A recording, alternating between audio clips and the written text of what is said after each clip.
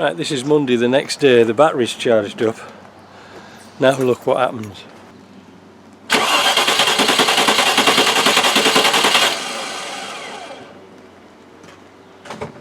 If I didn't have bad luck, I wouldn't have any luck at all with this car. No fuel pressure. Again. No. Nothing. I'm going to clip the nanocom on to see if this ECU is locked up. So according to the nanocom, security learn no, security mobilised yes. Now according to Simon that should be an unlocked ECU, but we have no power to the fuel pump again. So I'm got into the section here where I can turn the fuel pump on, and there's no fuel. Right, this is a couple of days later. It's been raining, so I haven't been able to get out. That's hence the jacket. Anyway, is it working? No.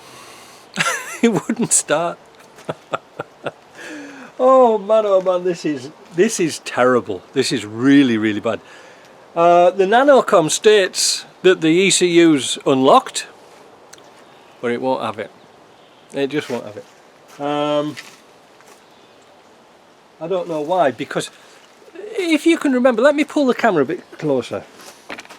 You can remember on a previous episode, if I clip that in onto the battery, now it's working. Wait. That means we've got fuel. Hold on. Have we got fuel pressure? We have. Oh my goodness, this could be it. Maybe I should have given it a damn good thrashing in the first place. It should start.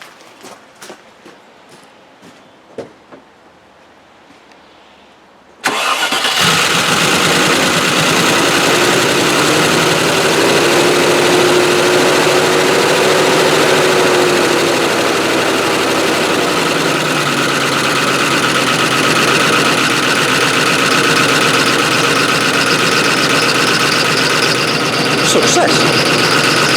Makes a bit of a racket though.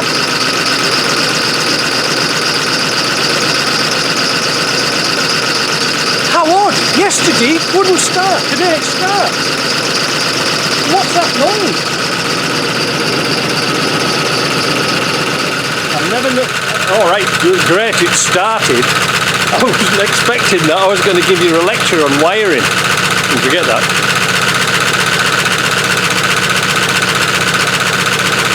But yesterday, when I was pulling that fuse, and that's what I was about to show you, that controls the fuel pump. But yesterday, you know, like I had to go to put the charged battery on, and it wouldn't work. Let me turn this off and see if it starts again.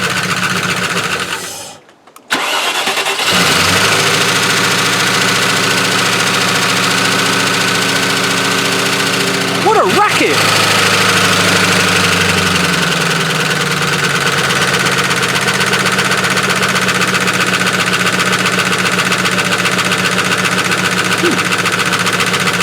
Any ideas? Anyone? I know we like experiments, don't we?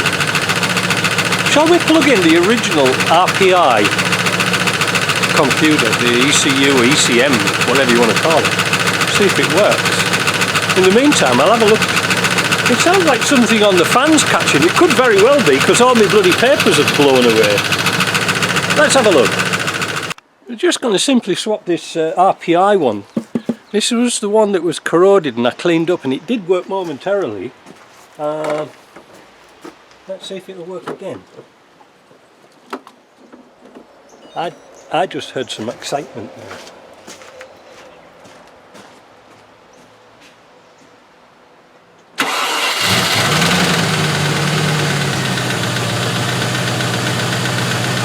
The bastard! It works! You couldn't make it up, could you? You just honestly couldn't make it up.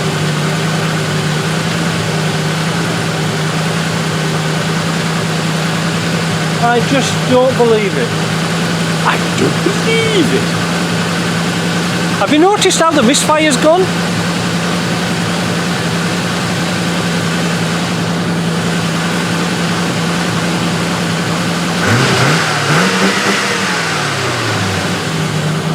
Zoom zoom.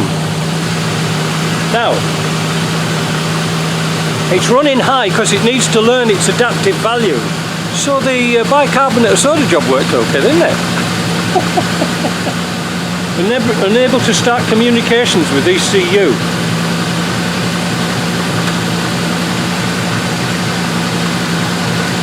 Now I didn't touch the wiring on this the other day. No faults. Error, unable to communicate.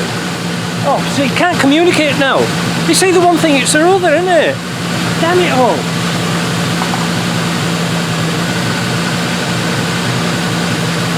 Let me turn it off and see if it starts again.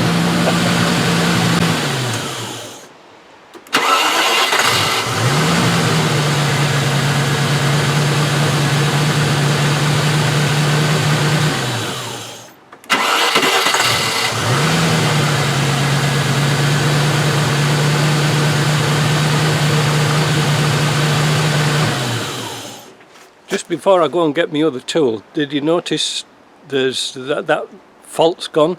There's no check engine light on the dash, nothing.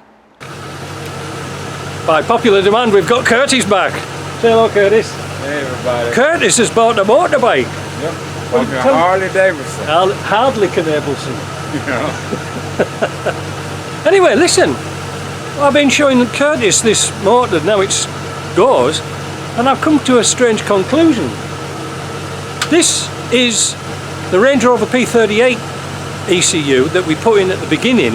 You remember it had a misfire on number 1 cylinder. It's gone now. Also,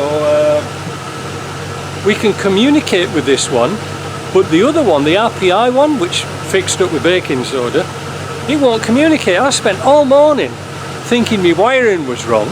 Now we just swapped the ECU back over again, and this one runs pretty good. What do you think, Curtis? Yep. No missing, not idling nicely. Yeah. I'll say close it up and send it. No faults, no check engine lights on the nothing. You want to buy it? Yep. Car? You want to buy a car? Nope. I need a truck. You need a Range Rover like this, like a hole in the head. I'll take the old one over. I'll tell you something, as soon as he gets this back, I bet he'll sell it. Huh? I think he's going to sell it. I think it's on Facebook already. Yeah. Too much for me. Oh, man. Imagine, listen, it's taken me weeks to work this out. Yeah. With the ECUs not communicating, bad wires here, bad wires there. You know, and misinformation as well. Because we were told by the company who made that box, oh no, this is the 4 litre Discovery computer won't work, you have to get a P38 one. So I went down the garden path thinking I had to get a P38, which is a later model Range Rover than this one. Yeah. Same engine. And we didn't really need that. We could have just fixed the old one up. So, you know what I'm going to do? Right. You know what I'm going to do? I'm going to get another chip, because they're like $100 for this chip, Okay. and put it into the Disco one, and I can use this as a test bench to see if everything's working. Okay. See what I mean? Yeah. Because we know that runs pretty much evenly now, doesn't it? But that one over there, it has a missing. Yeah. Okay. And it idles lower to the other. It idled hardly at all, did it? But it's funny, when we had it running first, it was idling really, really high, both of them. But I reset the adaptive values. Usually what happens is it goes boom, straight down to next to nothing. But they are, you know, like, they are a bit of a liability. I mean, if it broke up, who else would fix it? Michael Wesson? No, I don't have anything to do with it. I'm going to go to Tibet and be a monk. So another thing we can test, see that little black box there? That's a relay box. Let's test the relay box.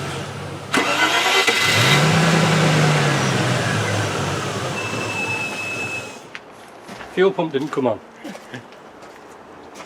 So that box was faulty, obviously.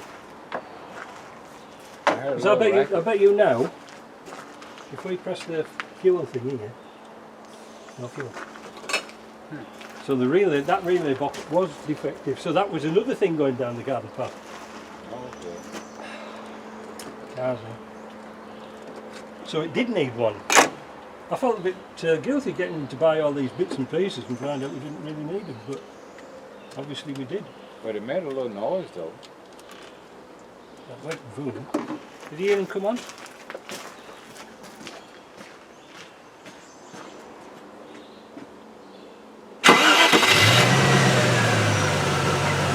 you go, see? Yeah. Now we'll... One's a master relay, one's a fuel pump. That's the fuel pump, it wasn't switching on. So there's something wrong with that. Amazing, eh? Do you want to put it in the filing cabinet here? There you go. Right, so...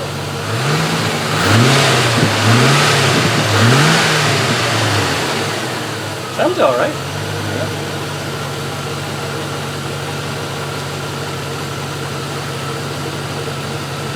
No problem with Curtis. It was a damn good thrashing down the road, you know. Get some speed up in it, blow all the bloody cobwebs out of it. That looks good. 750. I was more than that 9 earlier. Yeah.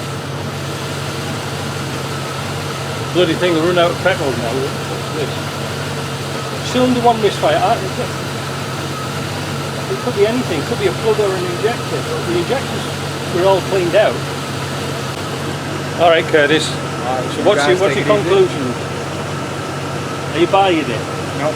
You don't want it? I have no money. You just bought a Harley Davidson. No, it's not a Harley Davidson. Harley Davidson. Well, I'm going to leave it like that and box it up. Yeah. I think I'll leave that ECU in there. It's running fine. No. Down the road. Drive it down the road first. I can't believe it, you know. It's been here for months and months and months because we've been down the rabbit hole trying to find out why it wouldn't start. Yeah. And the only reason was the original ECU had water in it. Okay. Because it sits in this corner here. Well, all the water from the roof had kicked up into the box and there's no seals around it. When that went up, when I had that one part, I put some seal around it because, you know, to stop water getting in. Real bad idea. And yeah, it was a bad idea. I'll have to fasten all that wiring up, but I think I'll do that tomorrow though, Curtis. It's bloody raining a bit. I can't, because I'm waiting for this guy to come to his axles. I don't want to get his axles wet. But to me, I think a good thrashing, a good run around, that'd be alright. It doesn't sound like the number 1 misfire, does it? Yeah, so now if it goes, Curtis, what am I going to do? Sell it. No, they're like, it's like Land Rovers coming in, they're here for months and months. Look at this one here. See that one? Yeah. This one here? It needs inspection. He brought it down because it wouldn't start. He said the clutch was buggered. So I put a new master cylinder on it. Give it a quick look around, change light bulbs and things like that. Yeah. And he's left it. I don't know who he is. I don't know telephone number, email address, nothing. Run the license plate. It's still registered in France. So I can't even drive it even if I wanted to. You would have thought people who've got money into Land Rovers would have been wanting your car fixed instead of... He imported it nearly 8 or 10 years ago. 10 years ago, yeah. Storage fee. Storage fee. Anyway, we'll finish off here.